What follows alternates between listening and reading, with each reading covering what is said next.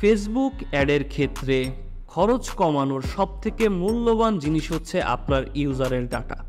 আপনি যতই data driven marketing পরিকল্পনা করতে পারবেন ততই আপনার খরচ দিনকে দিন কমে যাবে। আপনি যদি মেসেজ ক্যাম্পেইন চালিয়ে এই অপরচুনিটিটা নষ্ট করে থাকেন তাহলে এই ভিডিওটা আপনার জন্যই। আসলে আপনি যখন মেসেজ ক্যাম্পেইন চালান তখন কিন্তু পরবর্তীতে যারা মেসেজ করেছে কিন্তু প্রোডাক্ট কিনেনি তাদেরকে রিটার্গেট করতে পারেন না।